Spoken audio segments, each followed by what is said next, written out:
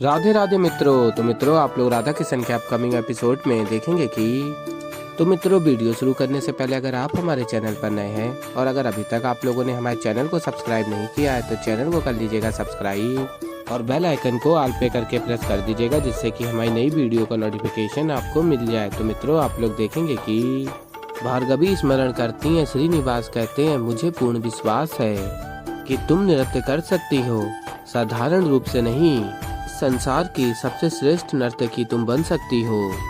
स्मरण करो सुर, ताल, संगीत का हर वो पाठ जो मैंने तुम्हें पढ़ाया है।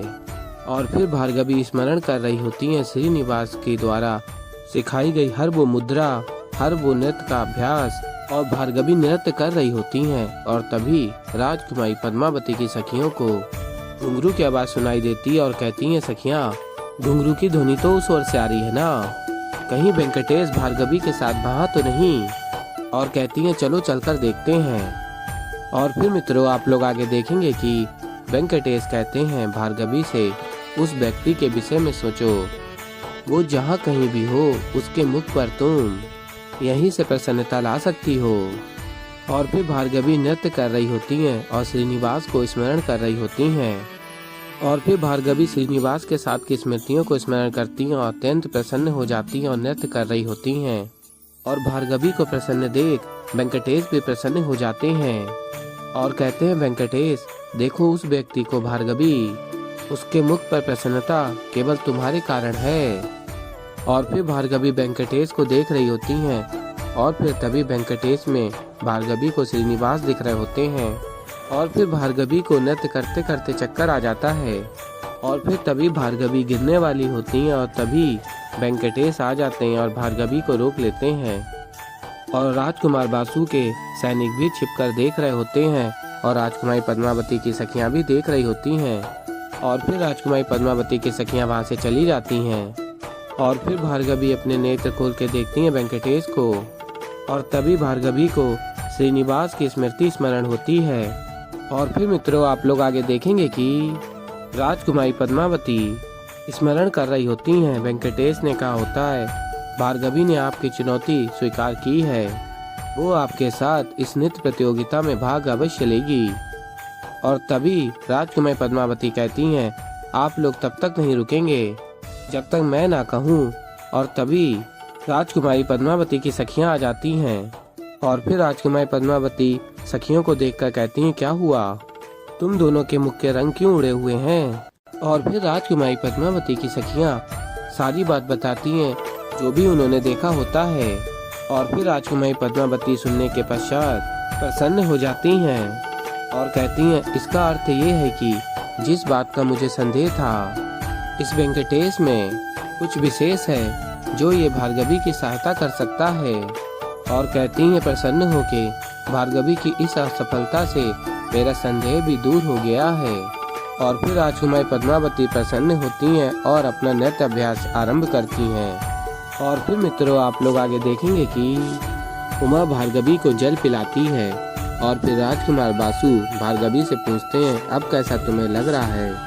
और फिर भार्गवी कहती है, मैं ठीक हूँ, आप चिंतित मत होइए। और फिर राजकुमार बासु कहता है आगे वेंकटेश से, तुम ना अपने आप को बहुत बुद्धिमान समझ रहे थे, क्यों हुआ ऐसा भार्गवी के साथ। और फिर वेंकटेश कहते हैं, शांत हो जाइए, कितना क्रोध करोगे, जल जाओगे।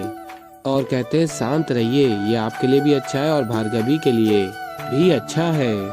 आप एक कार्य कीजिए, आप बाहर जाकर प्रतीक्षा कीजिए। और तभी राजकुमार बासु कहता है, तुम बाहर जाकर प्रतीक्षा करो, मैं भार्गवी के साथ कुछ समय व्यतीत करना चाहता हूँ, जब तक भार्गवी को अच्छा नहीं लगता। और तभी गोविंदराज भार्या बनकर आ रहे होते हैं और देखते हैं वेंकटेश और कहते हैं, अरे भार्या, तुम आ गई भार्या। और तभी राजकुमार बासु देखता है भार्या को और प्रसन्न हो जाता है। और तभी वेंकटेश कहते हैं भार्या से, जड़ी बूटी ले आई ना। और फिर वेंकटेश जड़ी बूटियाँ निकालते हैं और कहते हैं, अब मैं शीघ्र अतिशीघ्र, मेरे पति देव ने आपको बहुत अधिक दुख तो नहीं दिया ना, यदि ऐसा है तो मुझे बताइए, मैं देखूंगी इन्हें अच्छे से। और फिर भार्गवी कहती है, नहीं नहीं, आप कुछ मत कहिएगा वेंकटेश को। और कहती है भार्गवी, उनका कोई दोष नहीं है। और फिर भार्या कहती है, अच्छा ठीक है, आप इतना कह रही हैं तो कुछ नहीं कहूँगी इनसे, किंतु आप अपना इस समय ध्यान रखिए, आपको विश्राम की आवश्यकता है, मैं अभी चलती हूँ। और तभी राजकुमार बासु देखता है भार्या को जा रही है भार्या तो। और फिर तभी राजकुमार बासु कहता है वेंकटेश से, तुम यहाँ भार्गवी के साथ रहो, मुझे भार्या से कुछ अत्यंत महत्वपूर्ण बात करनी है। और कहता है कुमार बासु, तुम अपना ध्यान रखो भार्गवी, मैं अभी आता हूँ। और फिर मित्रों आप लोग आगे देखेंगे कि वेंकटेश कहते हैं उमा, आई को जाके बता दो कि भार्गवी ठीक हो चुकी है। और फिर उमा भी चली जाती है और वेंकटेश कहते हैं अब मैं भार्गवी से अच्छे से बात कर सकता हूँ। और फिर गोविंदराज जा रहे होते हैं और तभी राजकुमार बासु कहता है भार्या। और फिर तभी गोविंदराज कहते हैं इससे पूर्व कि एक बार मैं पुनः बासु के प्रेम भावना का आखेट बनूं, मुझे शीघ्र अतिशीघ्र यहाँ से भाग जाना चाहिए। राजकुमार बासु कहता है भार्या और कहता है धन्यवाद यहाँ आने के लिए। और कहता है भार्गवी की स्थिति जानने के लिए, कितना ध्यान रखती हो ना तुम सबका। और तभी गोविंदराज स्मरण करते हैं कि मैं राजकुमार बासु को इतना मार रहा हूँ कि राजकुमार बासु की बोलती ही बंद हो गई है। और तभी राजकुमार बासु कहता है किस सोच में पड़ गई हो। और फिर भार्या कहती है गोविंदराज की आवाज में वो मैं। और तभी राजकुमार बासु कहता है तुम्हारे स्वर को क्या हो गया। और फिर कहती है भार्या वो अभी आपने इतनी प्रशंसा जो की है मेरी, तो भाव आवेश में कंठ बैठ सा गया है। और फिर राजकुमार बासु कहता है ये तो तुम्हारी श्रेष्ठता है भार्या। और कहता अत्यंत प्रसन्न हूँ मैं कि तुम मुझसे मिलने। और तभी बात बदल देता है राजकुमार बासु भार्गवी को देखने यहाँ आई। और फिर भार्या कहती है भार्गवी को देखने तो आना ही था। और स्मरण करते गोविंदराज इस श्रीनिवास को तो मैं छोड़ूंगा नहीं, उसने कहा था कि इस बासु को वो मुझसे दूर रखेगा, किंतु बासु मुझसे दूर जाने के स्थान पर और मेरे निकट आता जा रहा है। और फिर मित्रों आप लोग आगे देखेंगे कि वेंकटेश कहते हैं भार्गवी से आपको ज्ञात है भार्या ने ये स्वयं अपने हाथों से जड़ी बूटी बनाई है, तो ग्रहण करोगे तो शीघ्र अतिशीघ्र ठीक हो जाओगे। और फिर वेंकटेश कहते हैं इसे ग्रहण करो। और फिर भार्गवी ग्रहण करती हैं। ठीक है। और फिर भार्गवी पूछती है वेंकटेश से आपके पैर की चोट अब कैसी है। और फिर वेंकटेश कहते हैं ठीक है। और फिर भार्गवी कहती हैं धन्यवाद मेरी सहायता करने के लिए, आपने बहुत प्रयास किया किंतु मुझसे नहीं हो पाया। और कहती हैं भार्गवी आप राजकुमारी पद्मावती को जाकर ये सूचना दे सकते हैं कि बिना प्रतियोगिता आरंभ हुए ही वो विजयी प्राप्त कर चुकी हैं।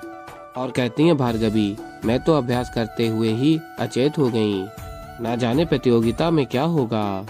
और फिर वेंकटेश कहते हैं ठीक है मैं जाकर बता देता हूँ कि आप प्रतियोगिता में भाग नहीं ले सकती। ठीक है, किंतु उससे पूर्व मैं आपसे कुछ प्रश्न पूछना चाहता हूँ, उसके उत्तर मिल जाएं तत्पश्चात मैं जाता हूँ। और फिर मित्रों आप लोग आगे देखेंगे कि भार्गवी कहती है वेंकटेश से कैसे प्रश्न। और फिर वेंकटेश कहते हैं मुझे बताइए कि जब आप नृत्य कर रही थीं तो अपने नेत्रों को बंद करने के पश्चात तब क्या आपने उस व्यक्ति को एक बार भी स्मरण किया। और फिर भार्गवी स्मरण करती हैं और बताती हैं हाँ देखा मैंने उसे। और पूछते हैं वेंकटेश आगे तो क्या आप उसे प्रसन्न करना चाहती थीं। और फिर भार्गवी कहती हैं हाँ करना तो चाहती थी। तो ऐसे ही मित्रों आगे और भी बहुत कुछ देखेंगे। तो अभी के लिए इस वीडियो में इतना ही।